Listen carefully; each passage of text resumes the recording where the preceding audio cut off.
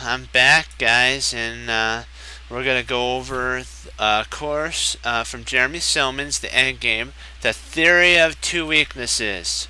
The Theory of Two Weaknesses. And we're gonna have some fun doing it because you know what?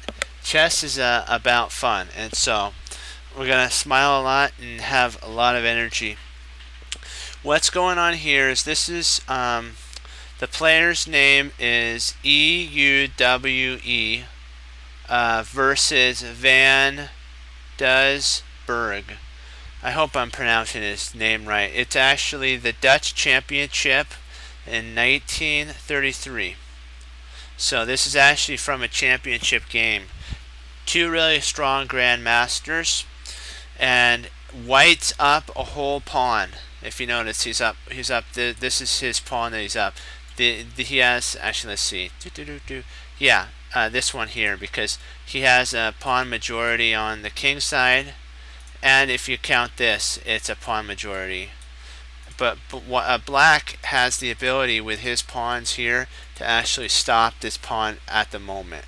That means that white wouldn't be able to push d5 because of queen takes. So black at the moment stops white's attack.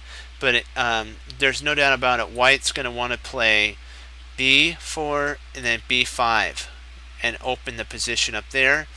He may at one time get some pieces behind this and get this going. One of these pawns up the board. So white has a lot of play. It actually looks like he's going to win, but we'll see how the theory of two weaknesses affects even an extra pawn. Yeah, we'll see how that. So let's begin. It's white to play. Queen to c5. Exclaim.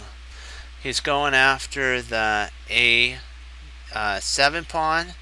He's also getting ready to, if he wants to, swing over with a pin and then start getting these guys rolling down the board. He also, at the moment, you're thinking, what if he plays here? The queen would take the pawn. So the queen at c5 is actually super duper safe. It's also attacking the pawn on a7. That's big time. The queen goes to queen to f5. Queen takes queen, rook takes queen, and then king f1. White's trying to activate his king to come to the center to get these guys rolling down the board. Remember, white has an extra pass pawn. He's got a super amount of king pawn majority. He's got 5 versus 3. Yes, actually, sorry, because this would be the queen side here. So he's got 4 versus 3, and so he's going to try to make his extra pawn count for a whole bunch. That's why he moved his king to f1. Black is starting to he wants to. It's funny, I know you're thinking, why doesn't he play here? That is a potential, but there's a problem. It allowed the king to get going, and then you have that type of push. So black's trying to get around in here to get right in front of this guy. He could do it the other way, but then there's an attack here, and next will be a check, and then it's just a mess. You don't want that to happen. So to avoid the checks, I'm gonna delete this. To avoid the checks and all that mess of the rook, he comes around this way. He could have went this way over, but the only problem is, remember, pawn push, then the check. He avoids all that. It's an extra move, but he gets there as well. Okay. Yeah, let's do this thing. Okay. c5. Rook c5. Now, white wants black to trade, because if black trades here, he'll take back, and then what'll happen is, hey, what's up? Oh, hey, how you doing, Pony Smasher? How you doing? What he wants to do is this to happen. I'll show you. This didn't happen though. And guess what white has on the king side? A pawn majority. 4 pawns to 3. And white now has the ability of stopping, which was black's trump, which was his queen side. But because of the takes, this actually didn't happen. But if it did happen, it would actually be horrible for black to do. So black doesn't do that. He actually goes, let me see, f6. He retreats back because he doesn't want that. He doesn't want the trade to happen, because we saw that the pawns would be reconnected and it would just be a mess for black to handle. So he goes a5. He's going after the a7 pawn. a5 goes after a7. He's on. Oops, that's not what was played.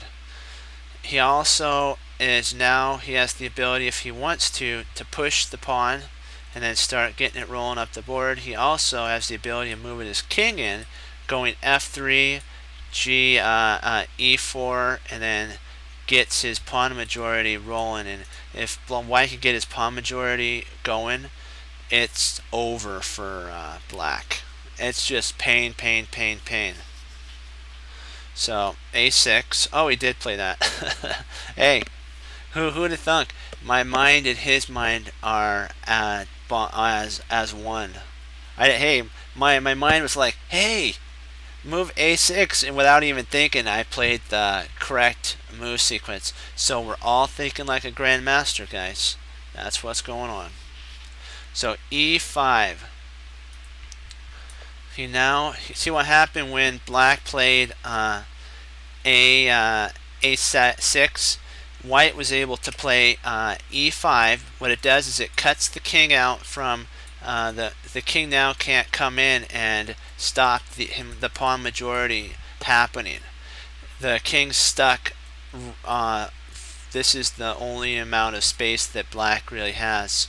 This rook has cut off the majority of black's ability to come and defend the pawn majority.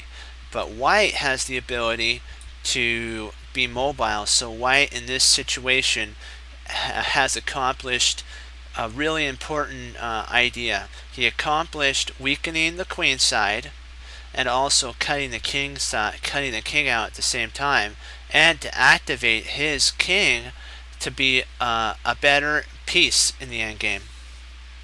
So he played rook. Black played rook to d6. He's probably in his best. He probably wants to play d5, because if he can get a pawn here, he can semi-stop white's thrust up the board, but not fully. But if he gets a pawn here, there's a potential for a blockade of the pawns. We covered that in Jeremy Silman's idea of the deep freeze, which how one pawn, if white had a pawn here and here, black could stop both of the pawns by having a pawn right here. It prevents these pawns from moving, because if white ever pushed a pawn, black would be able to take. So that's the same idea of placing a pawn on d5, is to deep freeze this whole line of pawns. Okay, d6, a5. Now the interesting thing, the deep freeze won't happen for white now. Black is actually in deep freeze because he stopped two of black's pawns with one pawn. So that means that the queen side is shut down for black. The idea of that doesn't pan out like he thinks, because even if there's a pawn here now, these guys cannot get working, and the king will just come up right there. The king will come up, up, up, up, and then right there and chew these two guys up. So f6. So black's trying his hardest to get his king going, and white, the rook will just go to c5. And now he's putting the pressure on playing b4. He also has the ability of getting his king involved. his rook is also active. And now if you look at it, how much does he control of the board? White actually controls 5 files and 5 ranks, and 1 rank is actually in the enemy camp, so he controls 5 out of the 8 files and ranks. And that is power, my friends. That's power. Okay, e7. Black's trying to get his king and start activating and try to stop this ginormous amount of pawns that are going to be just trying to touch down in chess. In football, White has a humongous amount of strong players, and he's getting ready for his team to block while the running back goes right up the board. That's what White wants to do. He wants to trade all these guys off here and have 1 pawn and his rook active. And at this moment, he does have his rook active, and he will get his king into a good spot. So White is in the power seat, but it looks like that Black's king is more active. Yes, but White controls more space at the moment because he controls 5 out of the 8 files and ranks. And Black's going to have to prove that he can hold. Because remember, Black is down 1 pawn, and 1 pawn in an endgame could become victory or loss. We got to see how if Black is able to hold it, it'll turn out to be stalemate. But if White's able to get in front and do the Capablanca pawn down the board crushing, he'll win the game. So it all comes down to that. Let's see. Okay, 5. Okay, g4. Yep, White's gonna start his monster pawn storm, just like what we talked about. One sec, I gotta get a drink of water. My throat's kind of dry. Water's good. Okie dokie, dookie. h6, king e2. Then see, there's really if Black plays here, there's not any problem because the king will just start coming up the board, and then these 2 pawns right here are a weakness that can't be really fixed because there's no way he can progress without losing a pawn. So rook to e6. He's Black's kind of in a box. His rook can't come out because remember we said if he goes rook here, White's more than happy to go into a position like this. Because if Black comes now he could even play here, and then let's say that White tries here, he could just slam down right down the board, and then takes. Now he's got a passer, and it's just pain galore. So he doesn't do that. We're going to delete the 11 moves. He plays rook to e6 instead. But still the pain is going to start happening. It's just pain. Because White's starting to get his monsters of his linebackers, his front line in football. They're starting to blitz the QB, which that's the QB, and they're just going to crush the QB. Let's see. Okay,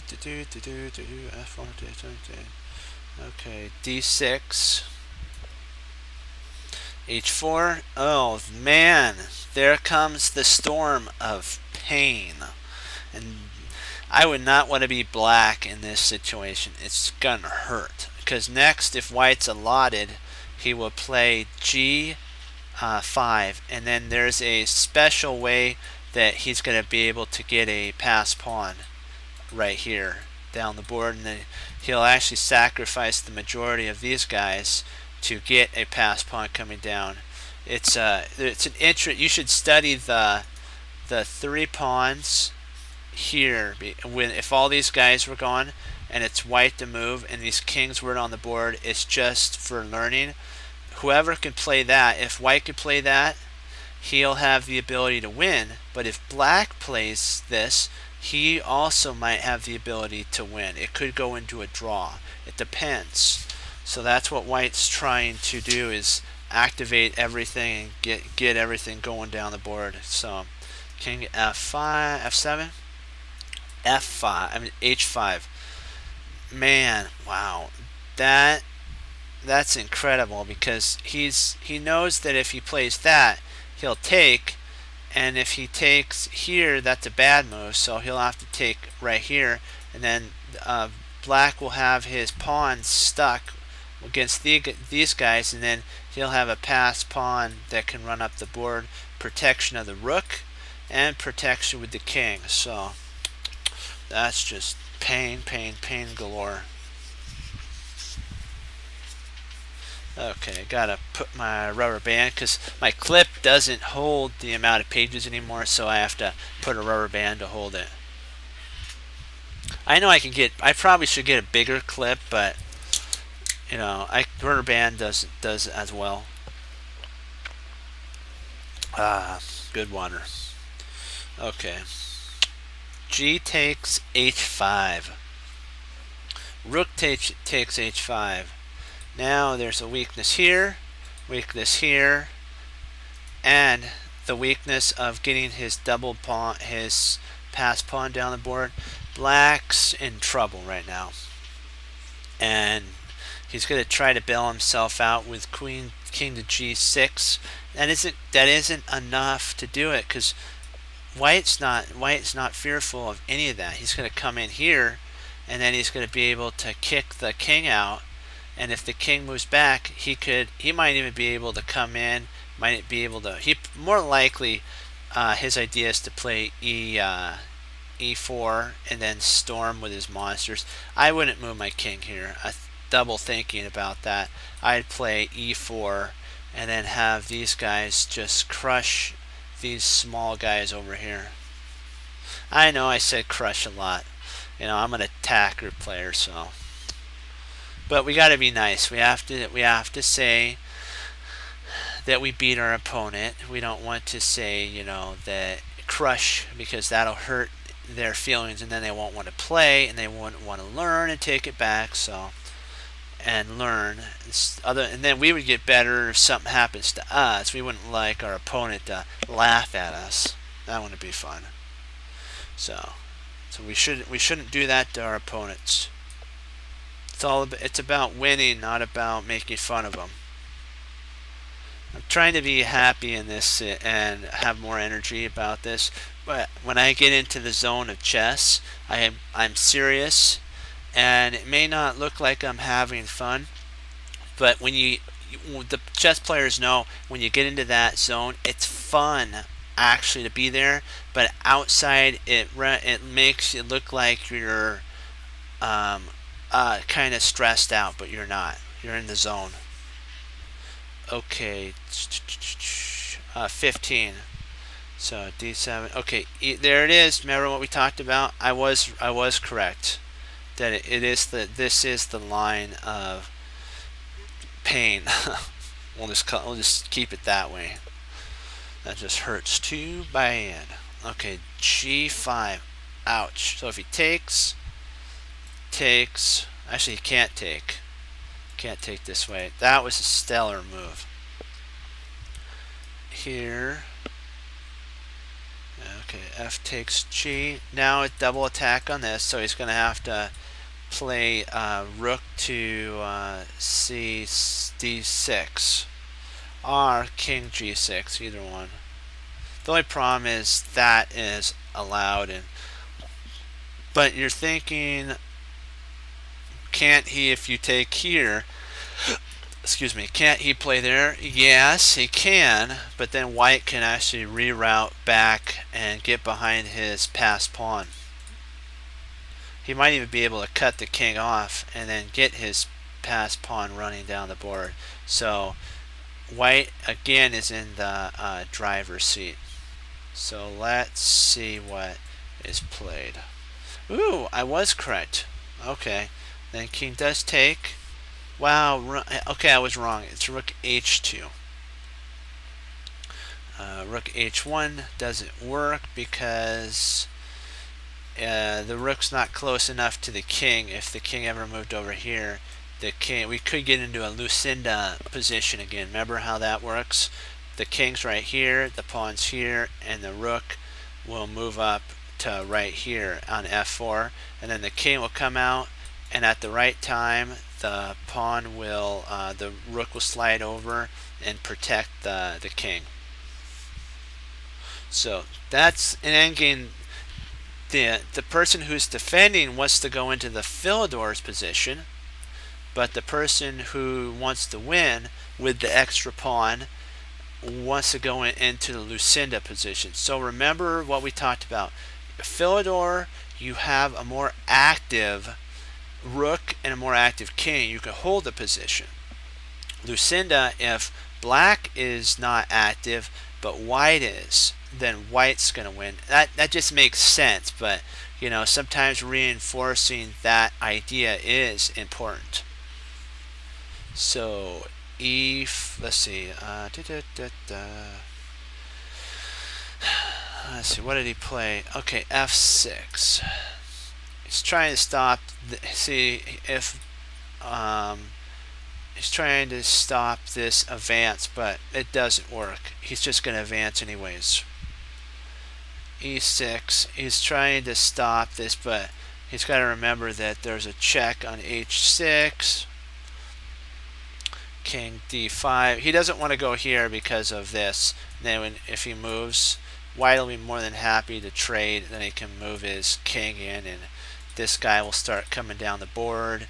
He can actually, if black tried here, you can do that, and then it's black to move, then he gives way. We talked about how you want to do in this position. Black would want to triangulate here, and then if he plays here, he then can triangulate down, and it could become maybe a bad move. White might be able to lose in this position. So there's always that opportunity for even black to turn around a losing position. Okay, boom. Okay, where did I? Okay, oops, I went a little too far back. And then check. Here we go. Okay, now we're in the swing of things. Okay, he passed the move to black, and black's king has no spot to go to. So he's going to either have to move his pawn or his rook, and that's huge. If this rook ever leaves this file, that is checkmate. The white rook would checkmate on d6. So this rook is paralyzed. These pawns are paralyzed. And so the only thing that the rook can do is move back, forth, back, forth, back and forth. Otherwise, he's going to get mated. So king d8, rook h7, and now black is truly paralyzed. There is no way. He's going to have to play rook to b8 to save the pawn. And now you have rook e7, and there's nothing that black can do. He's in Zugzwang. Whatever, he has to now push and then settle with two weaknesses here. So he pushes.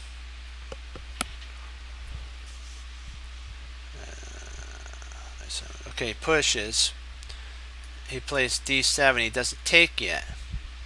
King e6, and then now he'll check with d6, because then he'll move and he'll win this pawn, and then if he tries to take, now he's up two connected passed pawns, and if he trades these guys off, we learned two connected passed pawns can protect each other. There's no way, because if the king ever got here and tried to take this pawn, this one runs down the board. And so white's in a total winning position. Black resigned. He threw in the towel, shook the hand of his opponent. They probably for a few minutes they talked over where black made a mistake to help black to get better. They actually do that in big tournaments. They'll look at the board and they can visualize moves all the way back. They might even be able to set up the board from just looking at the notation, but they show their opponent how to improve. Okay, with that, our next section, we're not going to do it tonight though, is king and pawn. Oops, come on, stay here with me. Come on, get down here. Come on. There we go. Sorry, rubber band issues. Okay. Our next section that we're going to be going into our chapter is king and pawn endgames are confusing. So we're going to look at how king and pawn endgames look confusing, but they're actually not. And we're going to see some games in there. They're starting to bring in games. Games are a good way of training and learning. So if you find a person, hey, oh, 2, okay, all right, perfect. I'll re-edit and I'll set that up. That's excellent. I'm glad you said that. You proposed that. That's a great. And I'll set that up. We'll set up the similar position, and then we'll have black's king. We'll have black's king right here, then white's king here. We'll just have that. Oh, we don't want white to move. We could have white to move, and then what would happen here is that what we can even have is I'll set up another position that's even better. I'll set up one. I should have kept the one that we had before. I should have done that. That's okay. I'll reset up the position. Let me get to that. Right. Hold on. I'll reset it all up again because it's actually from a game, so it's better to actually see it from a game type of position. Otherwise, I'm just showing you guys, and you need to actually learn.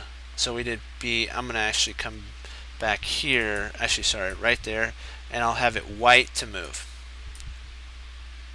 Because I'm actually going back to move 23 in the book, and then we're gonna work that out all the way till we get to the past pawns, the double connected ones, and then we'll see why black actually resigned. Okay, b4, d8, h7. He takes away that square. Only way it's protected here. e7. b6, then he checks, comes up here, checks, king moves to, actually he resigns here. So let's just say that the king moved to f5, so we'll say this happens, then we'll say here,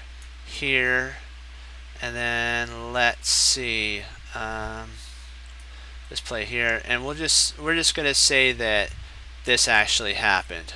White wouldn't have played that, but we're just going to actually see why this. Oops.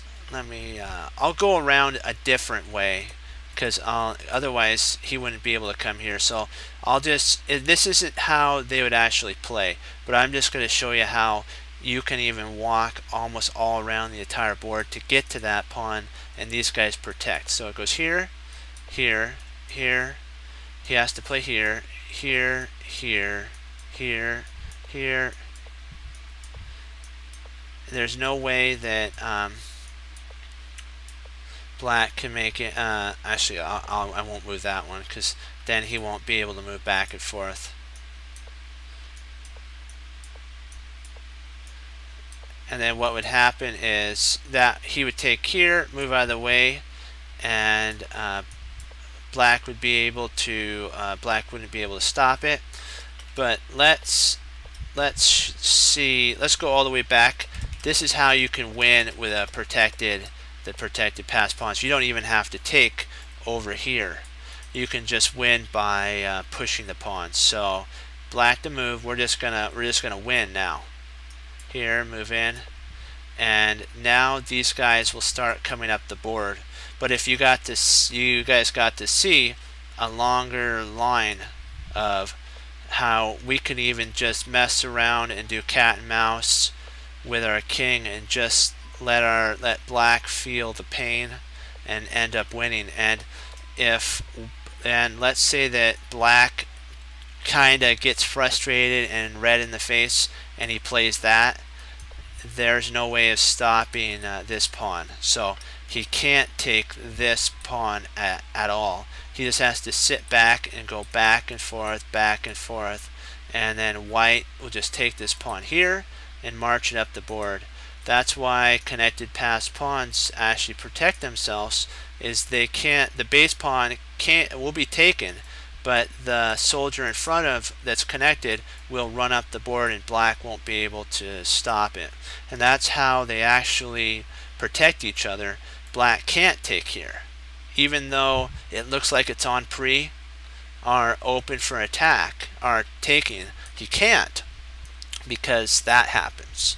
And that's why two connected pass pawns actually are able to protect themselves, because the king can never take this one. And that's the only way that he'd ever be able to get at he can't take d4, because if d4 ever fell, that's the only way he can get to e5.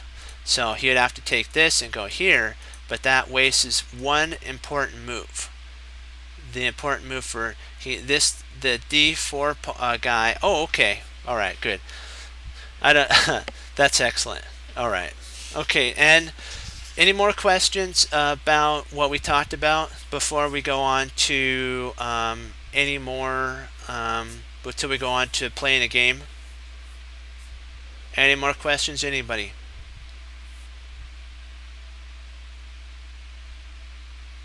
Okay. Well, all right, perfect. Then let's hop into a game, and we'll play a couple of them, then head out. Let's head in and have some fun. Let's see what our opponent. Let's get a good one.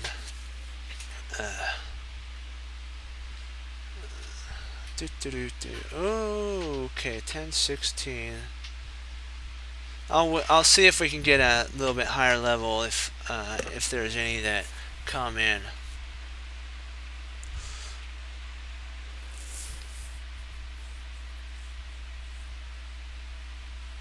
Oh, Jeremy Silman's complete endgame course. It's a little expensive. It's pretty expensive, but if you're wanting to study an endgame that explains from the beginning rating, like under, like non-rated, are 999 to 1200, he takes you all the way up to how grandmasters think in the end game. And we're actually in the grandmaster section right now. That's why there's games in here, and so we're slowly progressing from the beginning to grandmaster way of thinking. And the reason I only do a couple of them every day is it helps build the understanding. Otherwise, some teachers overwhelm you with information, and then it's like so overwhelming you don't want to actually learn that area in the game. That's why we're slowly doing this. Come on. I want a higher level player, at least like 1800. One sec, guys. I have to AFK just for a sec.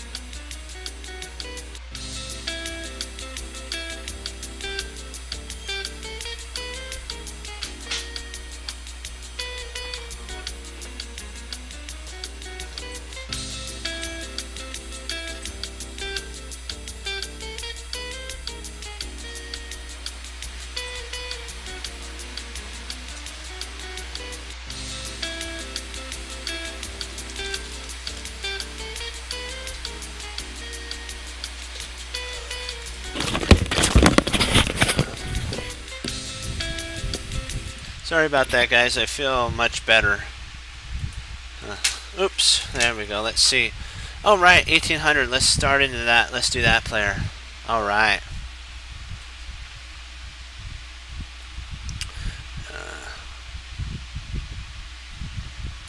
Well, Jeremy Silman also has reassessed your chess. He's got a whole line of books that you can look at, and they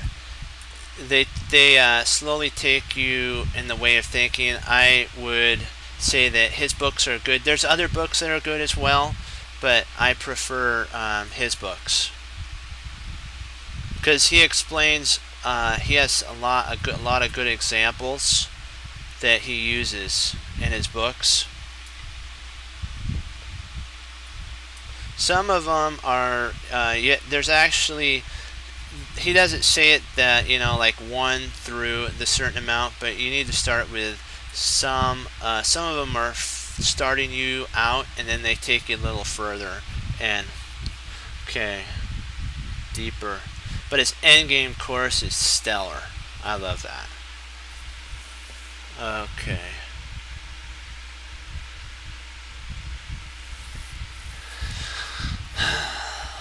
Let's see, what do we want to do here? I'm going to play knight to d2 because I want to go here. Alright. Because I want to implant my knight on e5. Ooh, okay.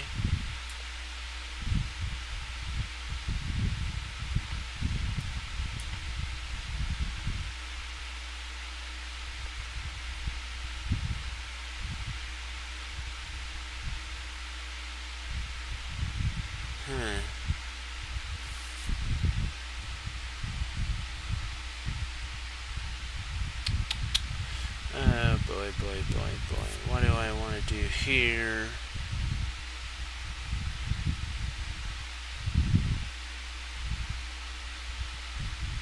Let's see if I move there. I'm gonna play. I'll take, because then I'll implant my other knight there.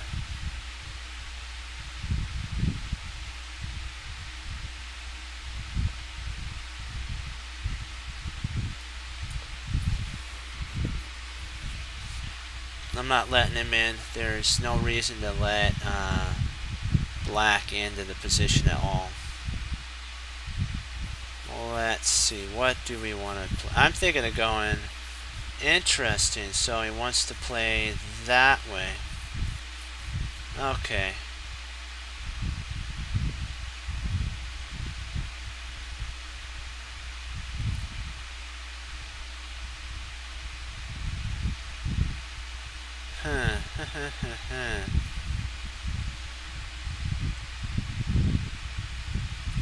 Let's play there. Let's take this open file.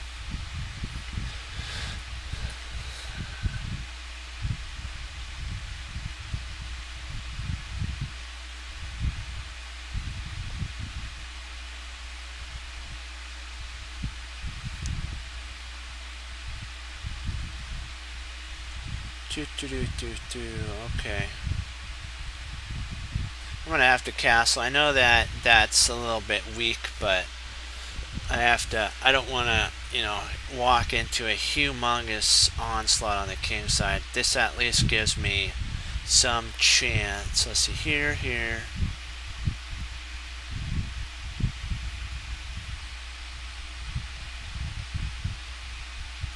Let's play here.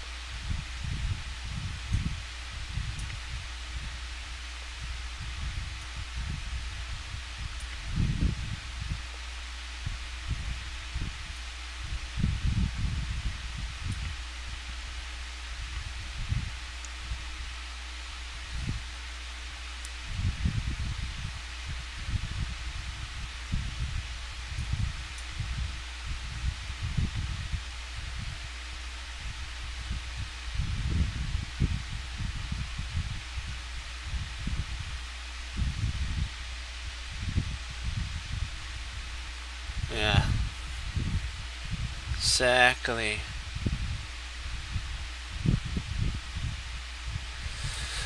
Let's see, what do I want to do here? Do I want to... I could play rook here, hold on to this pawn. Then that pacifies my...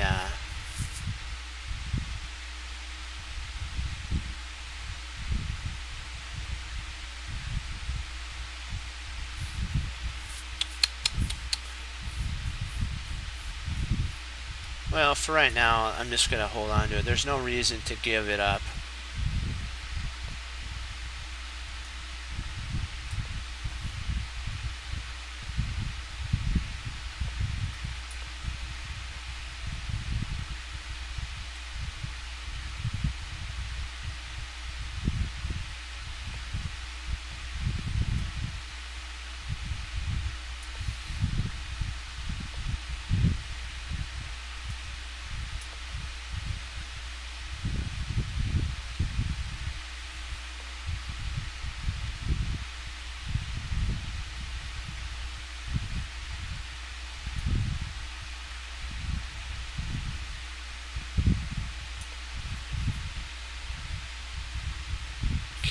I'm not worried about...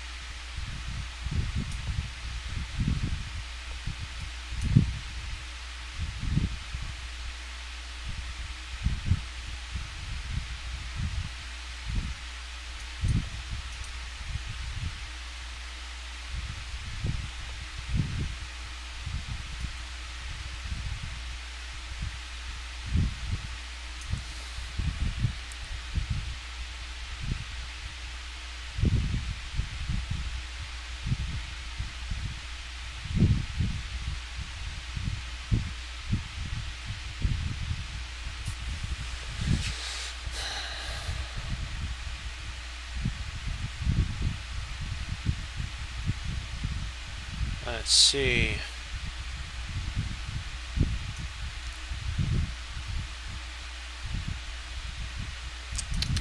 I want to skewer this guy, so maybe he'll move on the diagonal. And I'll be able to do that. I'll give it a check. I'll see if he sucks into moving here.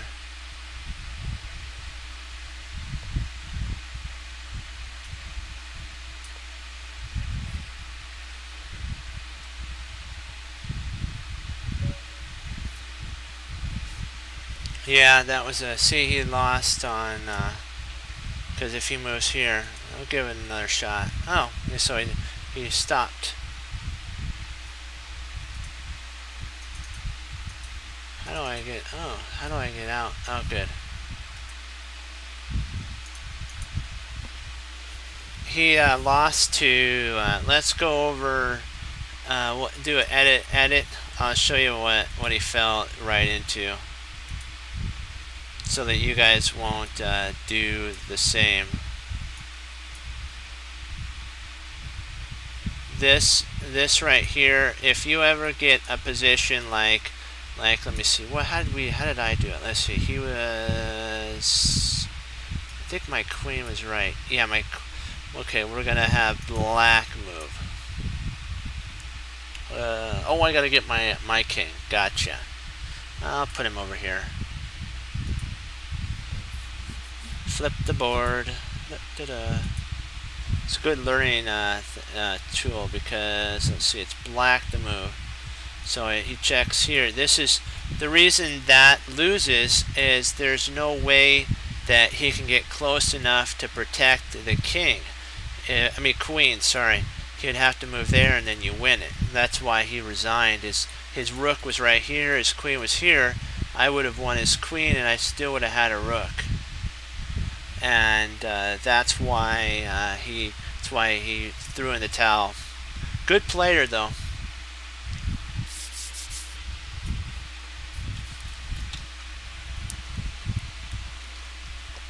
Okay, 15-15. I don't want to do that.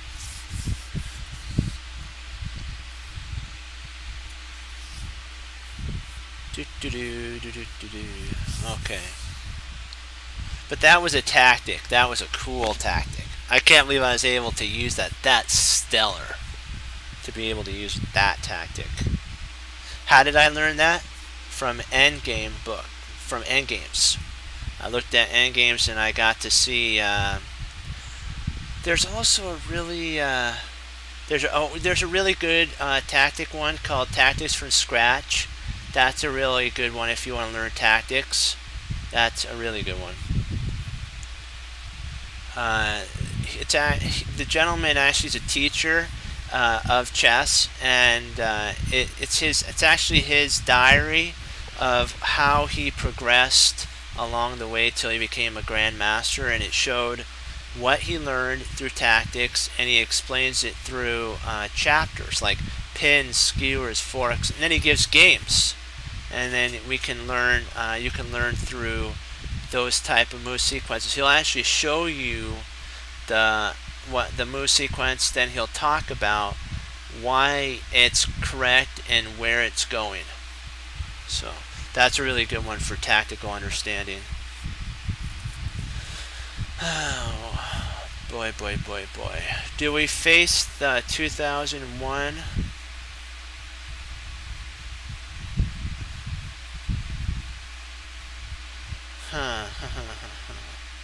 We'll see if anything else comes up. There should be some more. There's 11,000 people on, so there should be some more than that.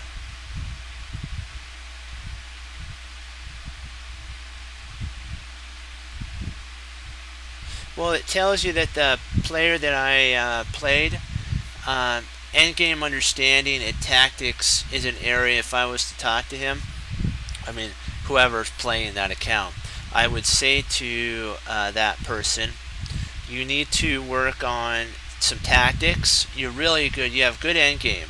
It's just he missed a tactic. So I would have him work on tactics.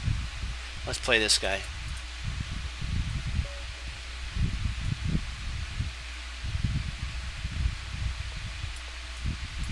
But he's not better than me. Ha ha ha. Okay.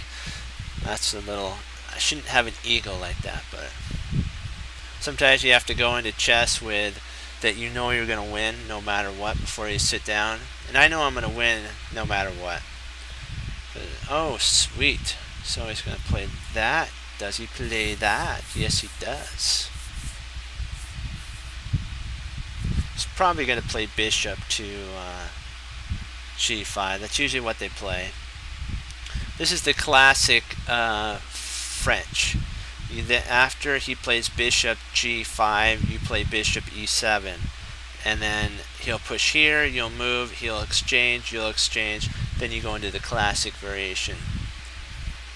Or what he might play is e5, then what you do is you can retreat your knight back, and then play c5. I'm sorry, d7, then c5. Knight. Ooh, so he plays. That's an interesting. That's different.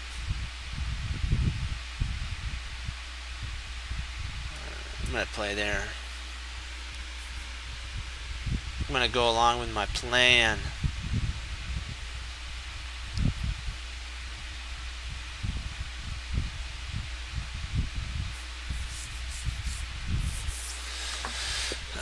Okay, if he takes, then I'll take with my bishop, or if he takes here, I'll take back, unleashing my bishop. Oh, interesting. Okay, he might take here.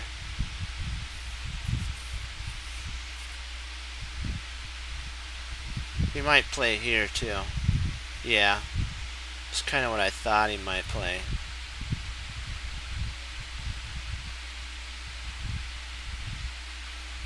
I'm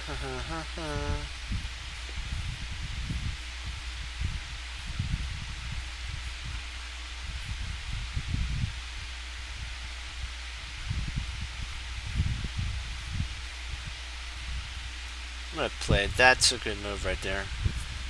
It attacks two things: the bishop here, the pawn here, and this pawn here, which also attacks this rook and this knight. So remember the theory of two weaknesses? Oh, you want to play? Okay, I'll play you guys after this guy.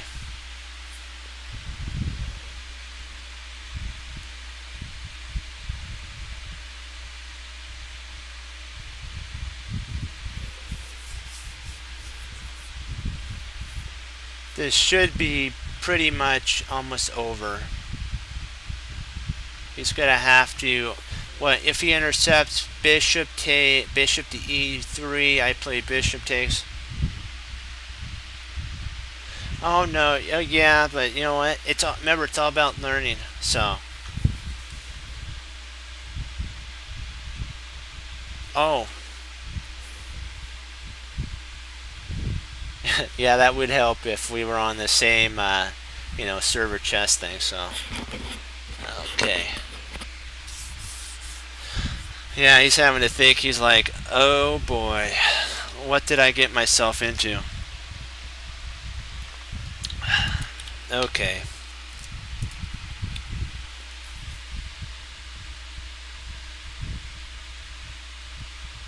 We have the idea of now in this situation. I didn't think he was going to play that. That is not the best move. That's actually a pretty losing move, but let me see. Okay. Pawn takes pawn. Knight takes. Alright, could play. I might play queen takes.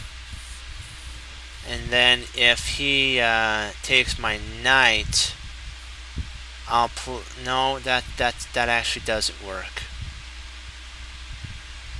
No, it does work, cause then I'll win his rook. So he can't actually take. Let's see, is there anything else he can do? He'd have to move his rook. I'm going for this one here.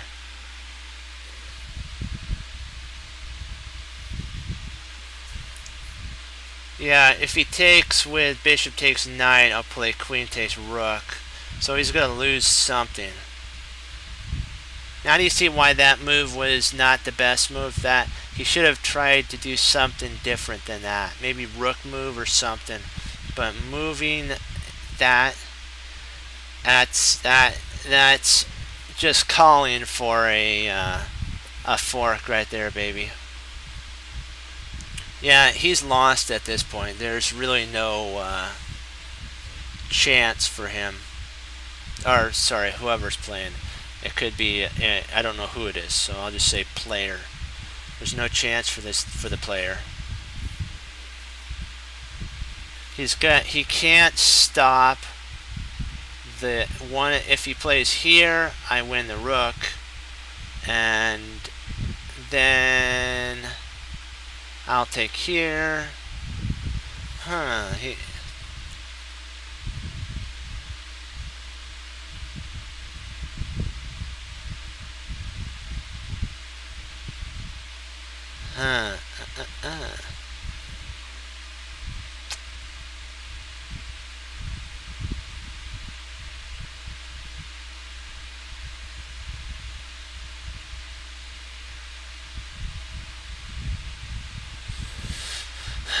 That is interesting. If I take the rook, he'll move up. Then I can move my...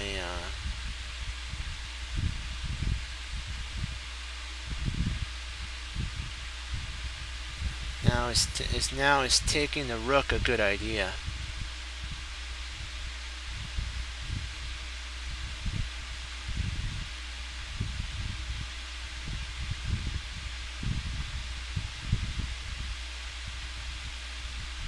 So if I play in this situation, pawn takes e4, bishop takes e4, knight takes e4, queen takes e4, then pawn, bishop takes, queen takes.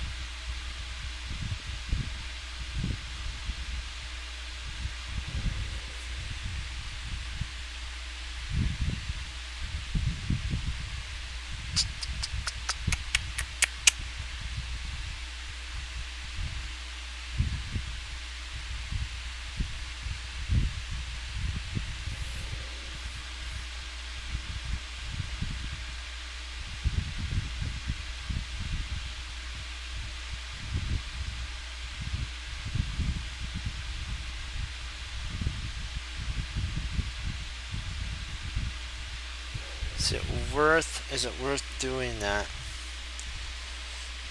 Man, this is kind of a difficult sitch.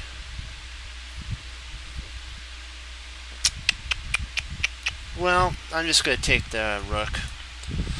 I'm just gonna go into the line, that line. It's gonna be kind of a little hard for me to, but I'll be a whole rook ahead. So, but he'll win a knight and a pawn. But I'm not really too worried about that. Wow.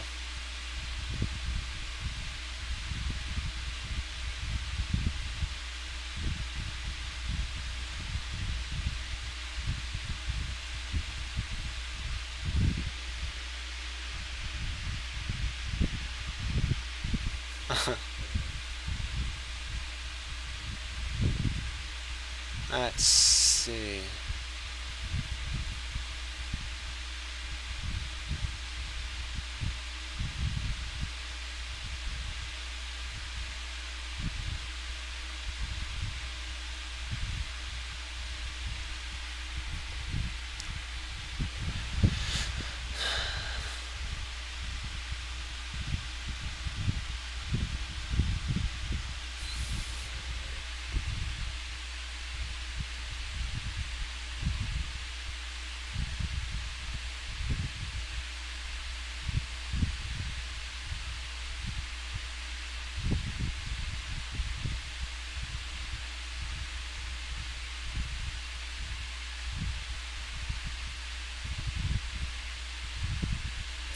So if I push the pawn right now, yeah, I'm doing that. That saves the position.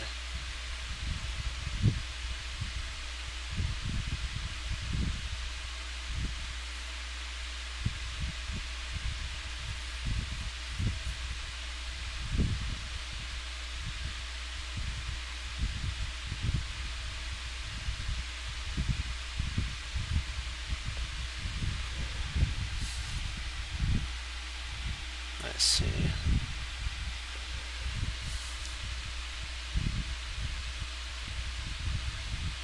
Yeah.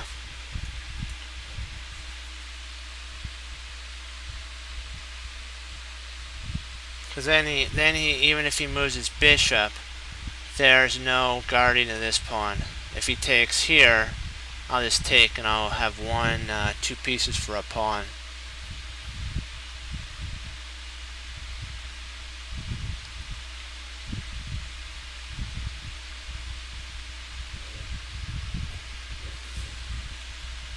You can't be afraid sometimes to go into these positions. I know it took a little bit of time, but this was a complicated, excuse me, move sequence.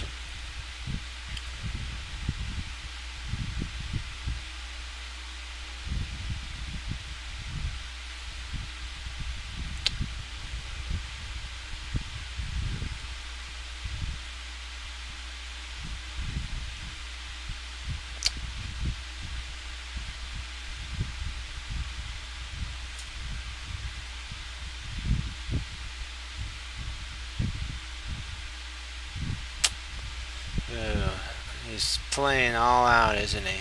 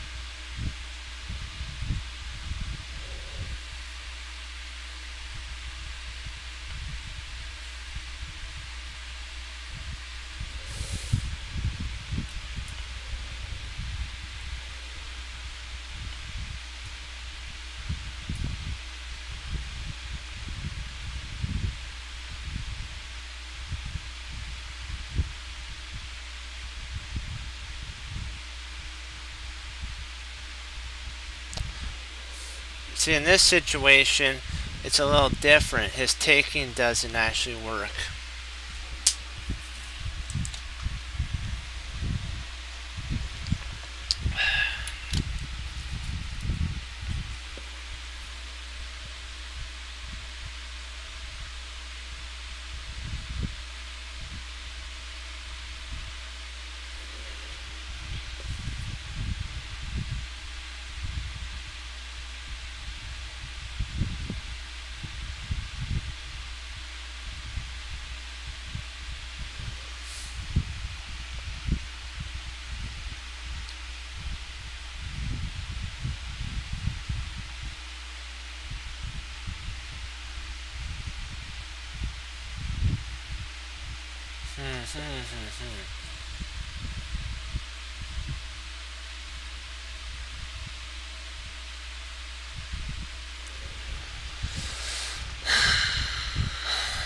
Sometimes they're pains, but you gotta put up with it.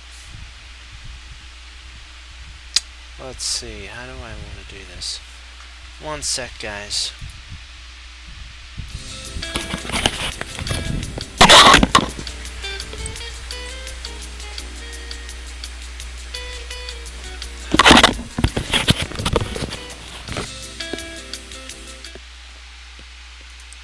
I had the fan blowing on me. I was starting to get a little cold, so I had to change up a little bit.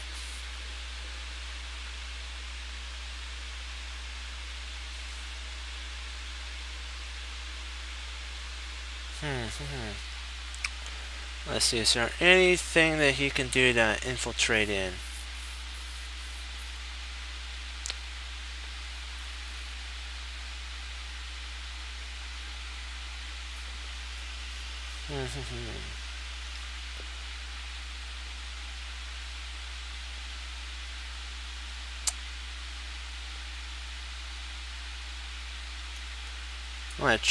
I'm gonna try infiltrating there. Then I'll get my pawns rolling up the board.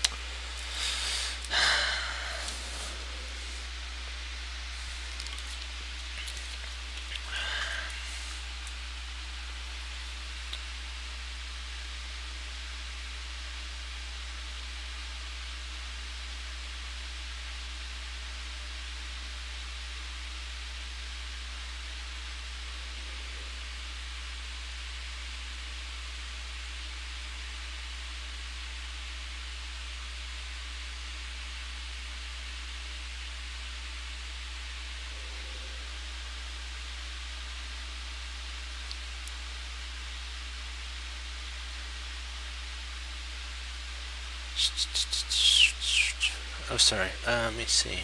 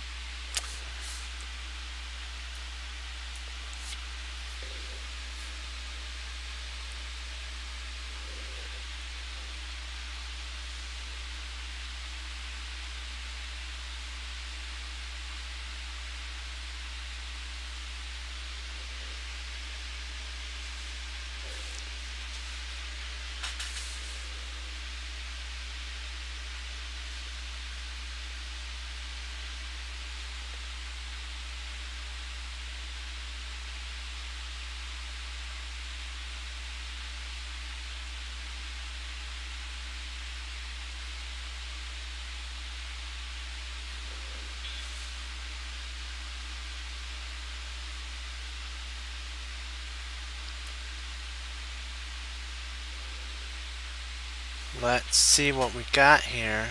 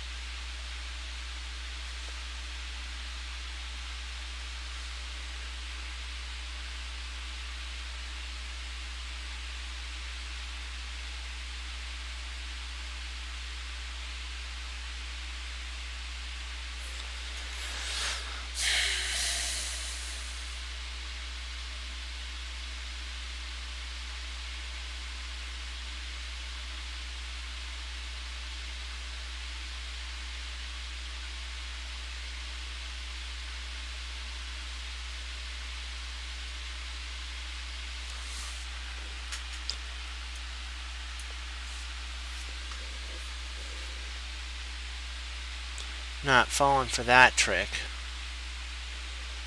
You could try it on somebody else, but I'm not falling for that.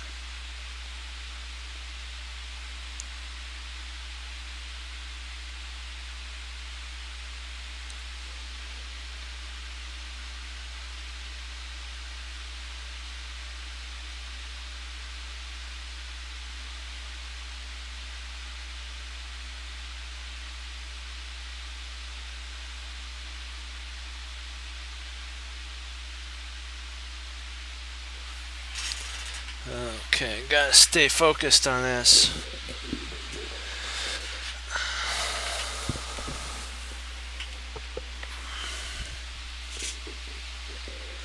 Come on, baby.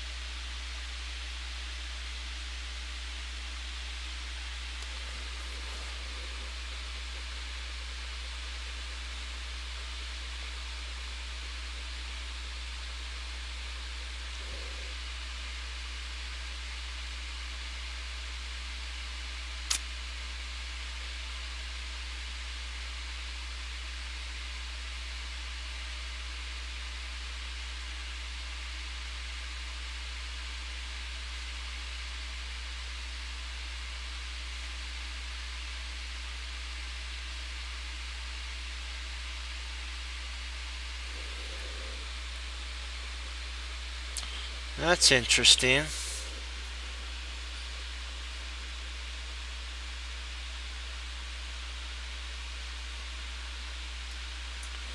I'm just gonna take that. He's gonna attack me with his knight.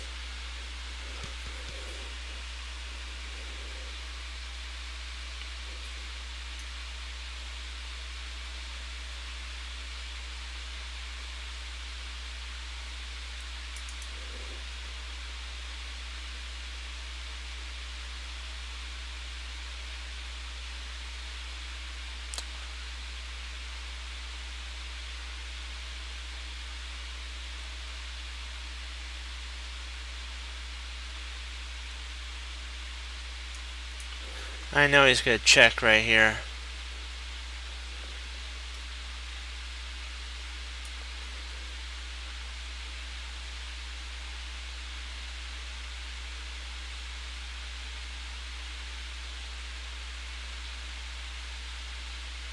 He's going to check right here. He actually can't check right there because of my queen.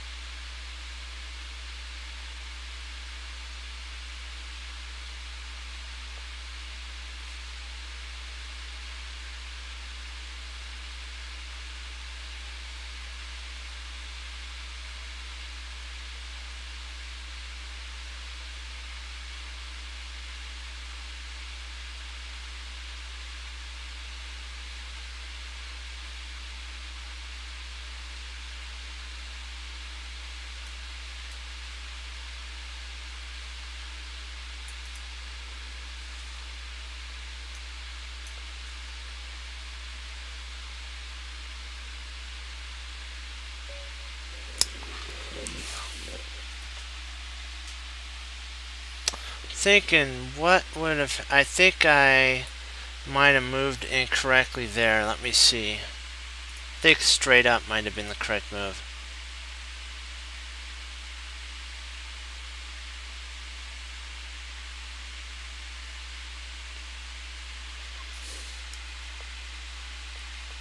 Whoa, so...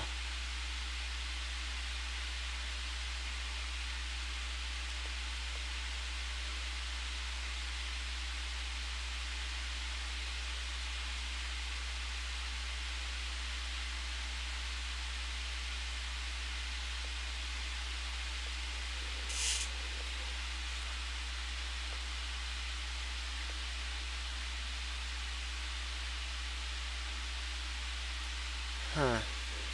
I just want to see what happens. Okay, here.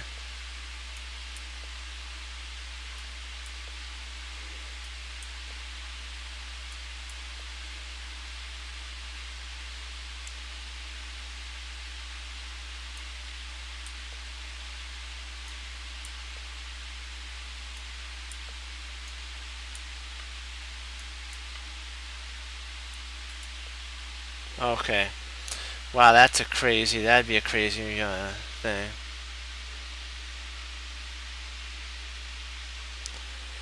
Somewhere along the line, I think I might have lost the advantage somewhere.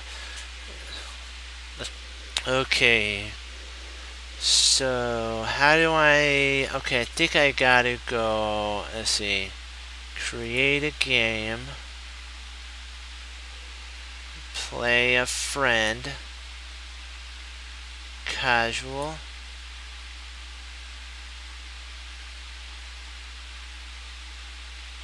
Real time.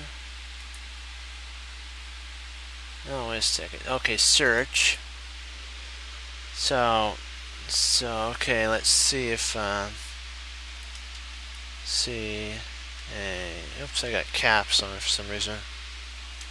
A, C, H,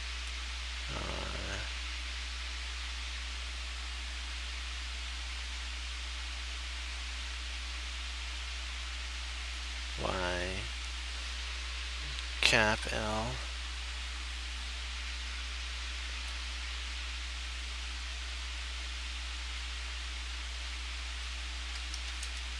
I think it's C.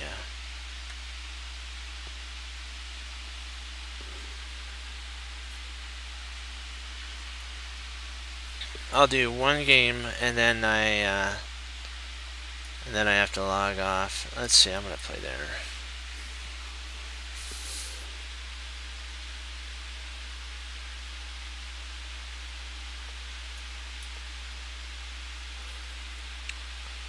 Ooh, nice. Ooh. Let's give that a shot.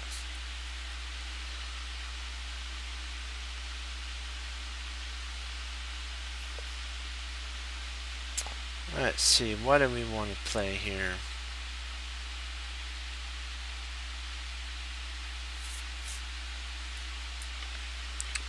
Let's take, this time we'll play the taking variation. Okay.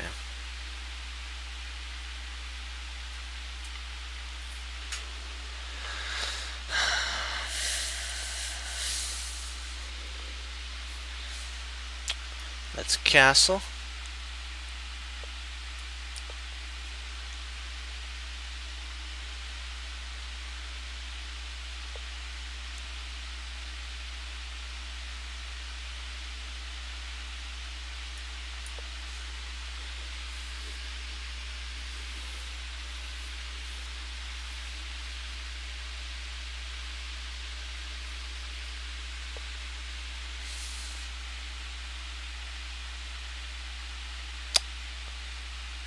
Let's see, what do I want to play here?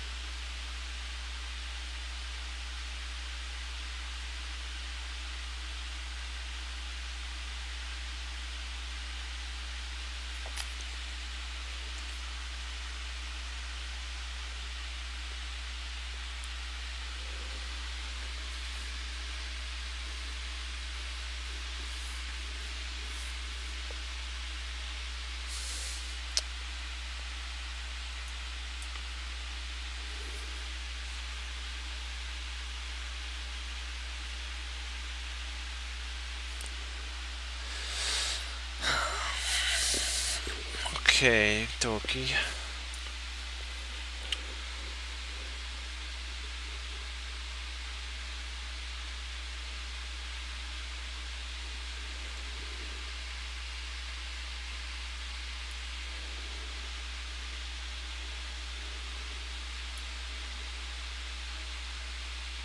Well, trust me, last night I know how that feels, so don't worry.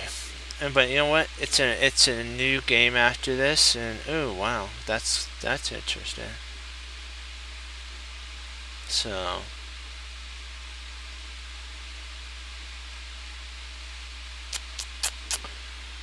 Let's see. How do we want to take advantage of this thing?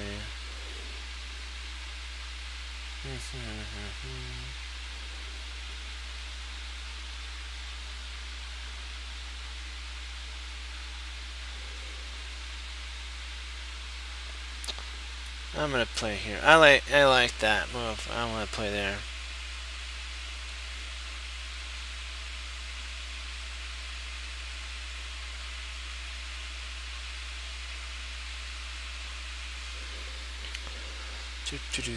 Okay.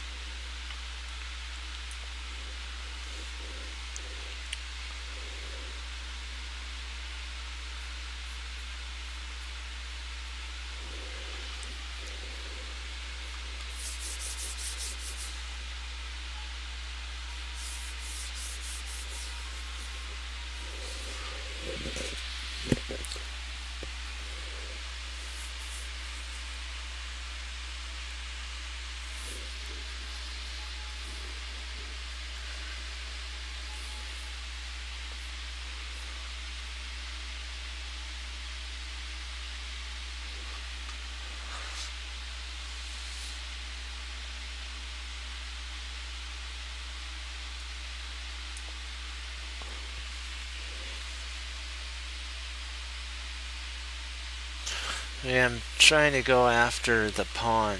Let's see how I do. Oh, nice.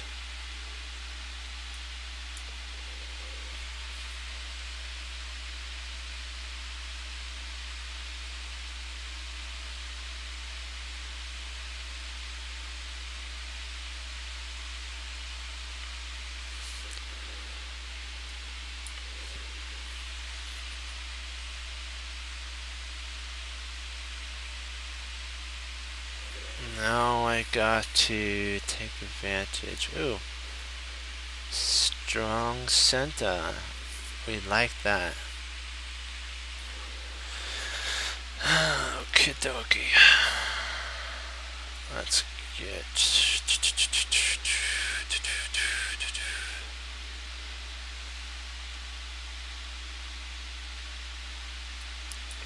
I'm gonna play. I'll play I'll play Harry.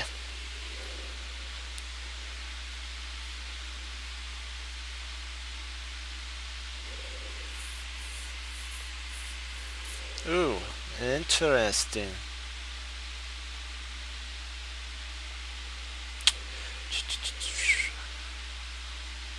Let's play rook here.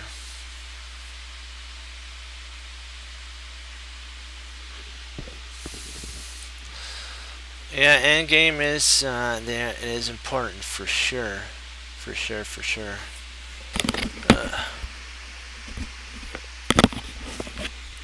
Let's see.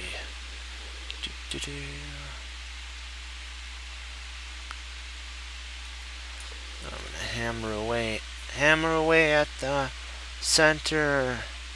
Oh, nice.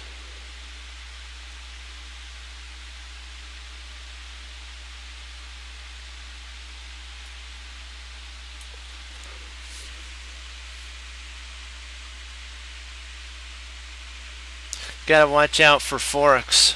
That's a huge thing. That I'm working on my knights. Knights are huge, and you can actually sometimes win against a rook with a knight if you know how to maneuver it. The person walks right into a fork with the king and knight, and sometimes you could save a game that way.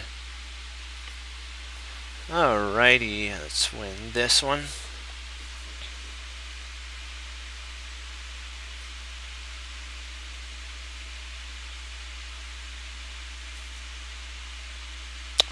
Yeah, you got a ooh, pawn majority. I do not like that. That's not fun. The pawn majority. I'm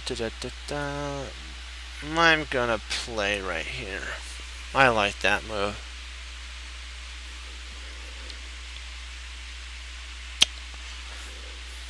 Let's see if we can wreak some havoc here.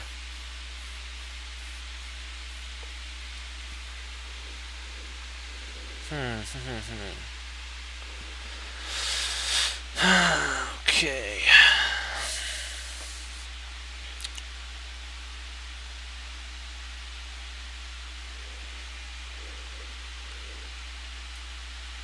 Let's go after some of the structure in my position. Nice.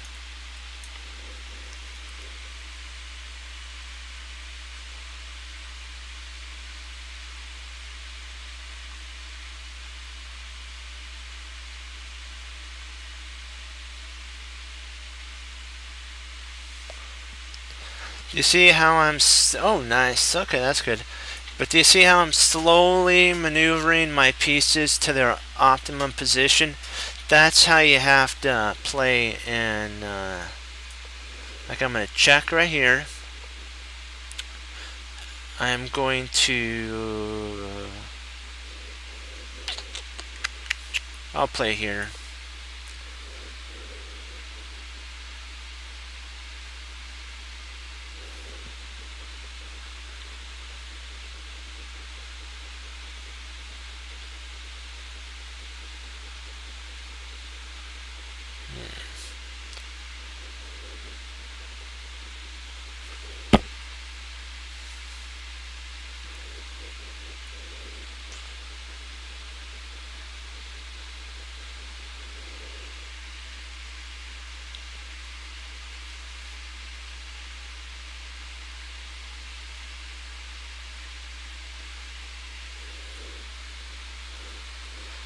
I'm thinking about if I play knight takes g3.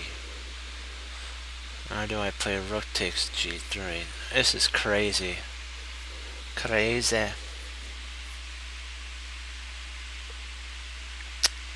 Interesting.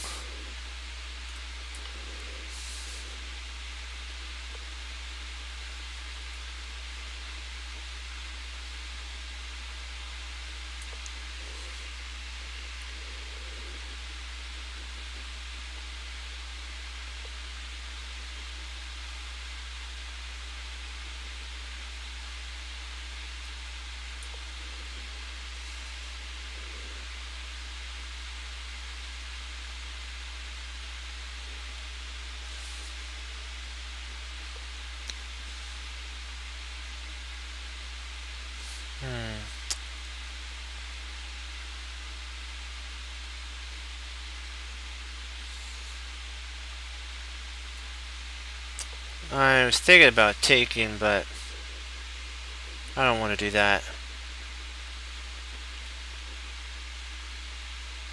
That'd be flashy, and I don't want to play that way. I want to play strong and strategic.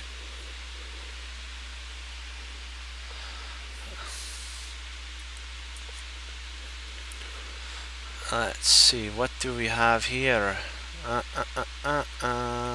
There we go. Let's get our pawns a moving.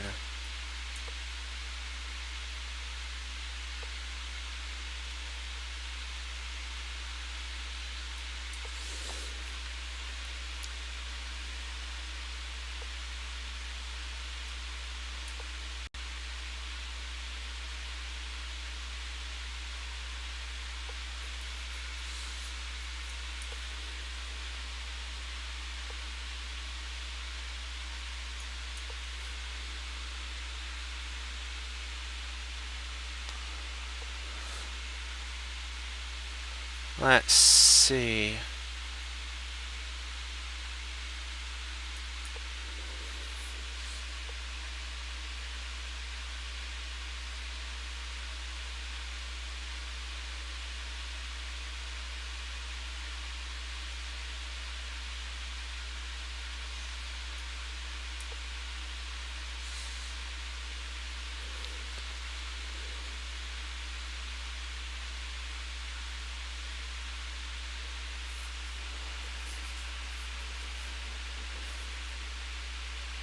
Yeah, you played real good. Let's see.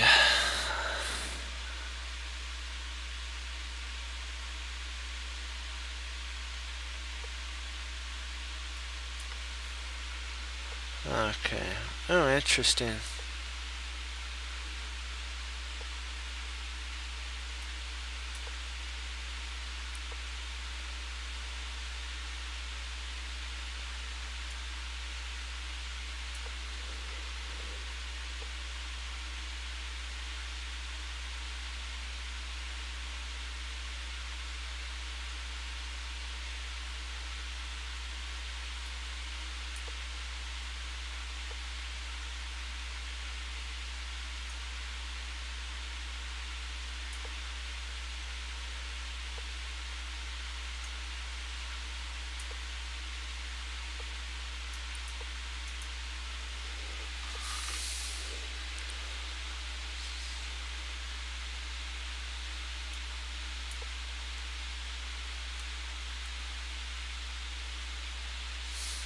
Yeah, you played real good.